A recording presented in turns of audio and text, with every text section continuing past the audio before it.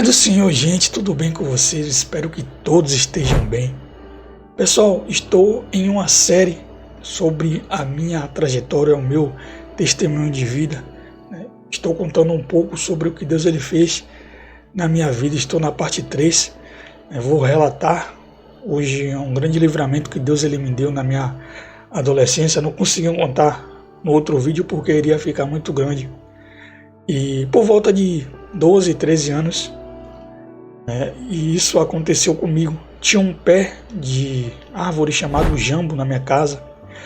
Na verdade, a minha casa ficava em um sítio onde tinha diversas frutas, como jamelão, jambo, siriguela, cajá, tudo que você imaginar existia nesse local. Minha adolescência, minha infância, tudo eu morei nesse sítio, onde toda a minha família morou. E toda a minha família consumiu desse pé em específico, chamado jambo. Só tem um pé lá de jambo e está lá até hoje. E minha família, meus tios, minhas tias, primos, usufruíram muito desse pé. E por volta de 12, 13 anos, nesse dia específico, eu estava com bastante fome.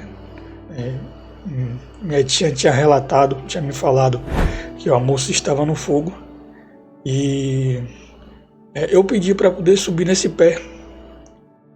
Na verdade, eu tinha tentado, subir, e minha tia falou que não era para subir porque a comida estava no fogo.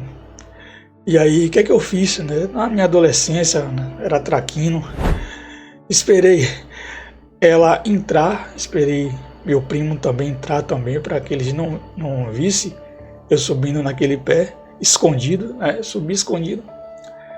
E depois que eles entraram, eu subi no pé, comecei a subir no pé e comecei a consumir o jambo. E ninguém viu eu subindo, porque eu subi escondido. E sempre de costume, quando eu subia nesse pé de jambo, sempre de costume eu ficava no olho do pé, ou seja, ficava na parte mais alta, porque a parte mais alta era onde dava os melhores jambos, os jambos muito doce, nutritivo, era muito bom, Então eu ficava sempre na parte mais alta do pé. O pé era gigantesco, muito grande o pé. Não sei se o pé chegaria por volta de 20 metros. Eu ficava bem lá no olho, bem lá em cima mesmo. Eu conseguia ver o céu bem aberto de onde eu ficava. E até que, arrancando o jambo, eu pisei em uma galha fina. E quando eu pisei nessa galha fina, o pior aconteceu, algo que nunca aconteceu na minha vida, que foi cair de peixe. Nunca caí, não me recordo qual foi o dia que eu caí de algum pé de árvore. Eu subia muito em pé de árvore, por morar em sítio.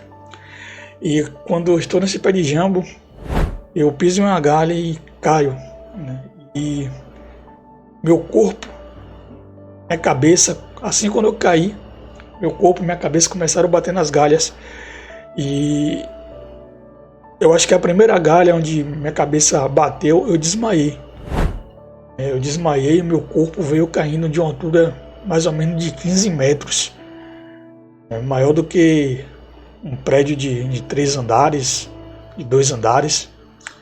Então era muito alto.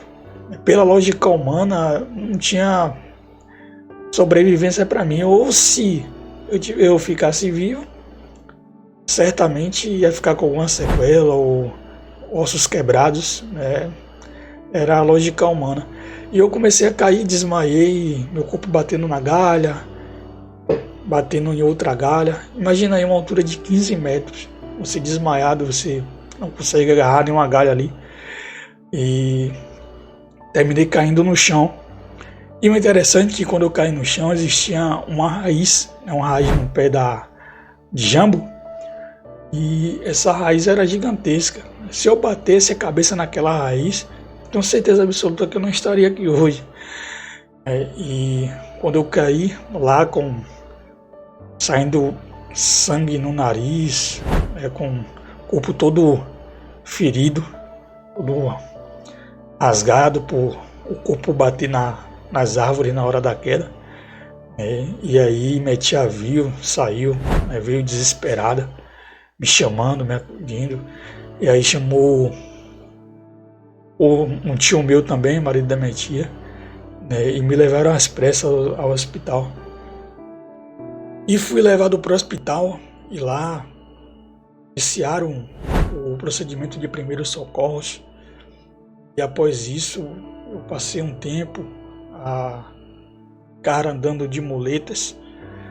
O meu corpo também ficou todo ferido, cheio de hematomas pela queda, pela altura da árvore. Mas nenhum osso meu foi quebrado, nenhum osso. E minha vida foi conservada para a honra e glória do Senhor Jesus. Pela lógica humana, não era nem para mim estar aqui. Pela lógica humana, se caso eu ficasse vivo, ia quebrar costela, quebrar ossos. Mas Deus, ele não trabalha segundo a lógica humana. A lógica humana é 2 mais 2 são 4, mais 2 mais 2 para Deus são 1.000, 3.000, 4.000, 1, 2, porque para Deus não existe lógica. Deus, ele não trabalha segundo a lógica humana. Deus, ele trabalha segundo a lógica dele. Então, aos olhos humanos, não era para mim estar vivo, mas para a honra e glória do Senhor Jesus, estou aqui, falando com vocês, constatando, testemunhando tudo que Deus, ele fez na minha vida. Você que está aí do outro lado, faça uma retrospectiva da sua vida, de que quantos livramentos Deus já te deu, quantas coisas aos olhos humanos era para acontecer com você e não aconteceu, porque Deus, ele teve misericórdia, porque Deus, ele colocou a mão. E se você está aqui respirando, andando, contemplando os milagres de Deus sobre a sua vida, não é em vão. Não é em vão Deus, ele não ter permitido a morte chegar na minha vida. Não é em vão Deus, ele me dá esse livramento. Por quê? Porque Deus, ele tem um propósito na sua vida. Deus, ele tem um propósito na minha vida. Nada da parte de Deus é em vão. Nenhum livramento da parte de Deus é em vão. Você aí tem propósito. Eu tenho propósito. Coloque isso no seu coração, na sua mente. Você não está em cima da terra em vão. Você tem um propósito a se cumprir da parte de Deus. Deus, ele tem algo sobrenatural para cumprir na sua vida. Tudo isso aconteceu por quê? Pela minha desobediência. Porque se eu tivesse ouvido a minha tia, tivesse ouvido os mais velhos, como a própria Bíblia diz que é para a gente honrar as pessoas mais velhas, honrar nosso pai, honrar nossa mãe, as pessoas que têm experiência de vida, certamente aquilo ali não ia acontecer comigo. Mas eu preferi desobedecer, preferi pagar o preço, e por isso que aquilo ali aconteceu comigo. Isso me recorda uma passagem que está no livro de 1 Reis, capítulo 12, versículo de 1 ao 15, que fala sobre a história de Roboão, filho de Salomão, onde ele rejeitou o conselho dos sábios, ele rejeitou o conselho das pessoas mais velhas, das pessoas que tinham experiência. Em vez de seguir o conselho dos mais velhos, ele seguiu os conselhos dos amigos, dos mais novos. E por conta disso quase aconteceu uma guerra civil dentro de Israel, onde os irmãos, os filhos de Jacó, o povo de Deus, escolhido por Deus, iriam entrar em uma guerra civil. Então que a gente não venha rejeitar o conselho de pessoas mais velhas, porque elas sim têm experiência, elas sim têm vivência, e elas sim conseguem nos direcionar da melhor forma.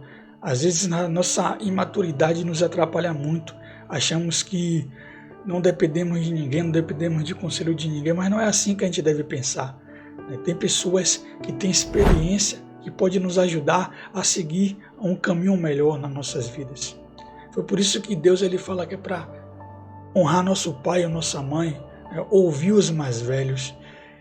Então é isso, não cometa esse erro. Ouça seu pai, ouça sua mãe, ouça seu avô, ouça os anciões, que tem algo de bom para poder passar. Então até aqui me ajudou o Senhor. Aguarde que vem pela frente a parte 4 o meu testemunho. E o vídeo fica por aqui e até o próximo. Deus abençoe a vida de todos. Amém?